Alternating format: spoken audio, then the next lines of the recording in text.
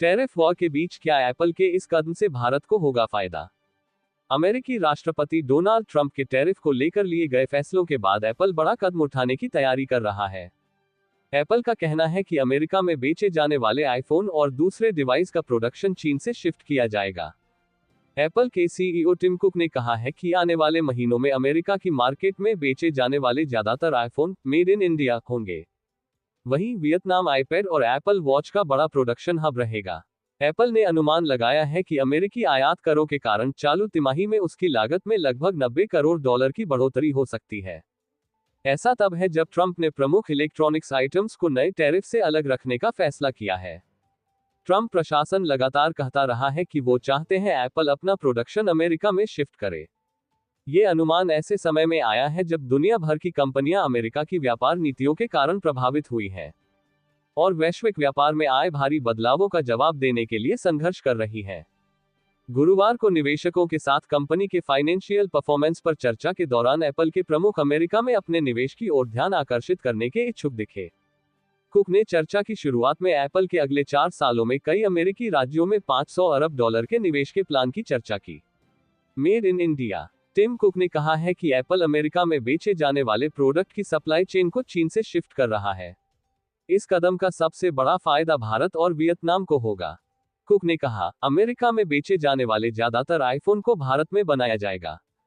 Vietnam में iPad, MacBook, Apple watch और AirPods बनाने का हब रहेगा। लेकिन उन्होंने कहा कि अमेरिका के बाहर दूसरे देशों में बेचे जाने वाले अधिकतर प्रोडक्ट चीन में ही बनाए जाएंगे। लेकिन प्रोडक्शन को भारत में शिफ्ट करने के लिए एप्पल को अरबों डॉलर का खर्च करना होगा।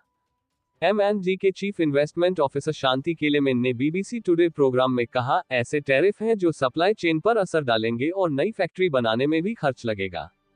एप्पल ने कहा है कि अगले कुछ सालों में वो $500 अरब का निवेश करने की योजना बना रहा है। फिलहाल इन कंपनियों पर नहीं पड़ा है ज्यादा असर। ट्रंप प्रशासन के रेसिप्रोकल टैरिफ के ऐलान के बाद एप्पल के शेयर में भारी गिरावट आई थी। लेकिन ट्रंप प्रशासन को इस फैसले के बाद भारी दबाव भी झेलना पड़ा।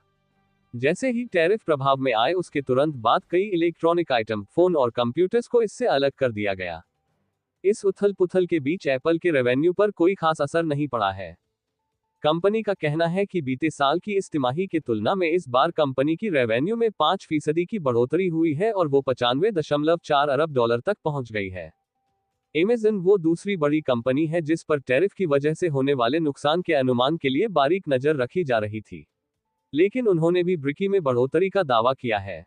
कंपनी का कहना है कि हालिया तिमाही में उसके उत्तरी अमेरिका के ई-कॉमर्स कारोबार में साल दर साल 8% की वृद्धि हुई है। कंपनी ने आने वाले महीनों में भी इसी तरह की ग्रोथ का अनुमान लगाया है। Amazon से जुड़े एंडी जैसी कहते हैं, कोई नहीं जानता कि टैरिफ कब और कहां जाकर रुकेंगे। उनका कहना है कि कंपनी पहले से मजबूत है। उन्होंने कहा, हम अक्सर चुनौतीपूर्ण परिस्थितियों का सामना दूसरों की तुलना में बेहतर तरीके से कर पाते हैं। मुझे उम्मीद है कि ऐसा फिर हो सकता है। कंपनियां बना रही हैं नए plan. Moor insights and strategy के चीफ एग्जीक्यूटिव पैट्रिक मूरहेड का कहना है कि आईफोन की सप्लाई चेन को भारत शिफ्ट करने का फैसला प्रभावित करने वाला है। उन्होंने कहा, ये उस बदलाव को दिखाता है जब कुछ सालों पहले कुक ने कहा था कि सिर्फ चीन ही आईफोन बना सकता है। इस मामले में एप्पल को और प्रोग्रेसेस दिखाने की जरूरत है। लेकिन ये अच्छी शुरुआत है। टैरिफ की वजह से Amazon भी अपनी स्थिति में बदलाव कर रही है।